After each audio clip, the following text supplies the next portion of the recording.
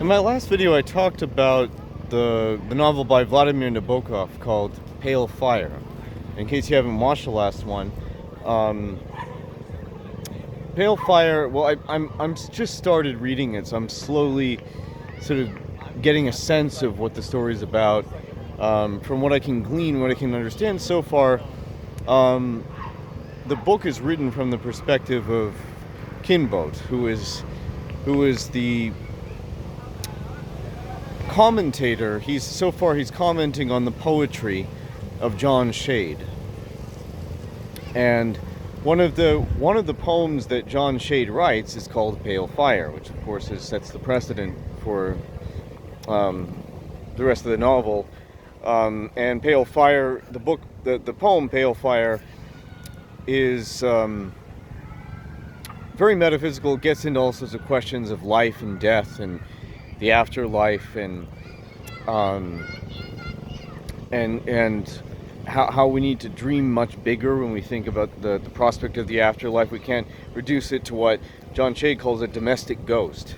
We have to think of it. He even brings up examples of the an angel with flamingo wings being able to talk with other philosophers, and after you've passed on. So it's very intriguing book. And one thing I should have mentioned in my last video, which I didn't, is that I watched a video recently. It's on a channel where the content creator regularly speaks about like literature and the decline of literature. And one thing he mentioned is that in his opinion, this was really the last good book before everything in literature kind of degenerated. And one pattern that I see, and I believe I've touched on this before, is that I get the sense that the farther we move into the present era, like the very, very present, our current sort of existence, what our literary, I guess, trajectory looks like right now, it seems like modern writers often will try to strictly identify themselves as realists and think of romantics as being those of the past.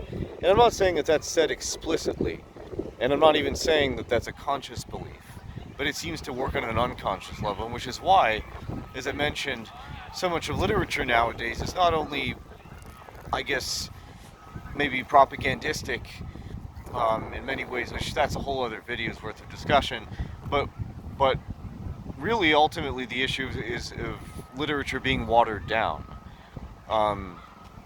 And what you see when you look at this last good book, when you look at the book Pale Fire, it's not it doesn't hold back when it comes to dealing with the romantic subjects. And by romantic understanding, I'm not talking about romance. I'm not talking about love, or erotic love, or whatever. I'm talking about the sort of idealism, the exploration of philosophical concepts, the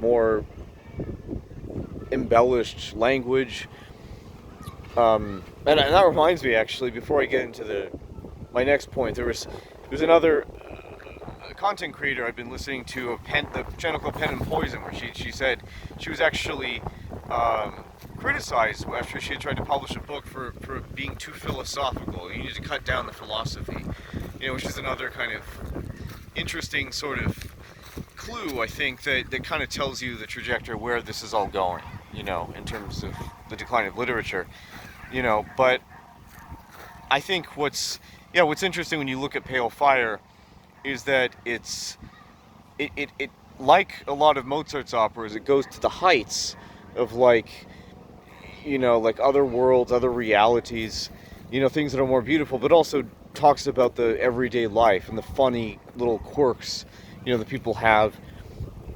And of course, and that's the kind of style that I like very much in literature,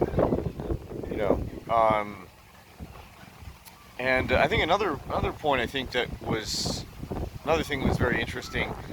I thought, because I mentioned in my last video George Orwell in 1984, and me trying to sort of create a whole different genre in science fiction where I attribute some stylistic things that you would see in Pale Fire. to science fiction, to an otherwise more gritty genre. And ways that I think that certain books like 1984 have sort of fallen short of those qualities because there's too much of an emphasis. It almost seems like predictive, I guess you call it predictive programming, as I mentioned, of this doom and gloom kind of perspective.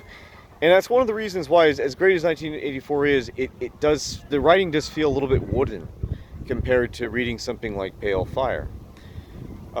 It does feel a little bit formulaic, and even the character of Winston it almost seems like a stereotype. You could place him in any dystopian movie of the downtrodden, the kind of rugged, the weary, the gloomy character. Whereas in Pale Fire, everything's fresh. Everything is, the quality of the style of the book almost is very appropriate to the title. It's the sense of mystery, but everything is new. There are no stereotypes. Each character is very much his own.